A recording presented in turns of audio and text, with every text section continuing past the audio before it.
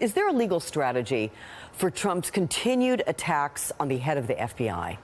Sure. It's the here, look over here, because if you look over here, here's where the facts and the evidence are leading the Mueller investigation. I mean, think about just what happened this week, Alex, on Friday with Rhona Graff. 30 years with the Trump organization, started off as the executive assistant and then ended up being a senior VP. She ends up being grilled off-site, as you noted before the break.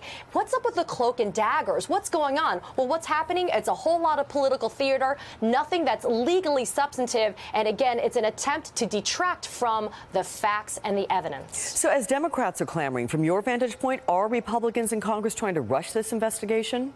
Oh, I don't think it's all Republicans. Keep in mind that it's just not a party-driven line in the sand between the Republicans and the Democrats. But what you're having is a House Intelligence Committee that's doing its own investigation, Mueller doing his investigation. You also have the Oversight and Judicial Committees doing their stuff. I mean, at the end of the day, the facts and the evidence are not going to change, and that is exactly why you need to look at Robert Mueller in his investigation, because he is special counsel, and he has tools that belong to him and his investigative team exclusively that are going to bring answers to all the questions that we have. Do you have a sense of where we are in the Mueller investigation?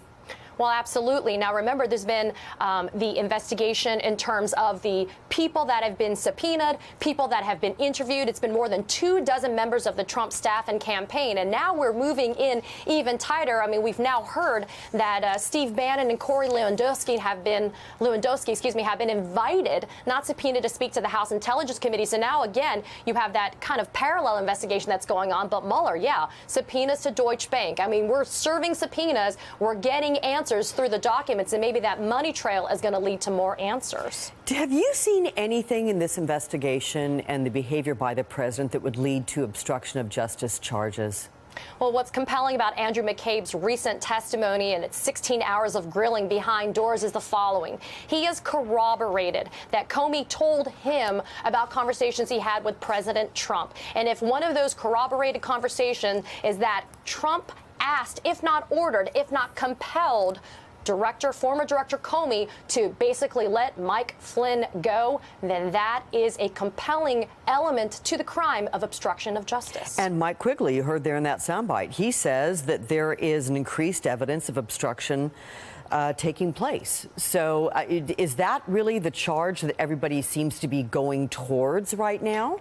Well, we say this almost every week when we talk about the fact that the crime of collusion doesn't exist. Conspiracy exists, but obstruction of justice certainly does. And the way that the federal statute is written, Alex, it gives you wide berth as a prosecutor to be able to bring the charge of obstruction of justice for doing things like keeping people from speaking or maybe not investigating Mike Flynn.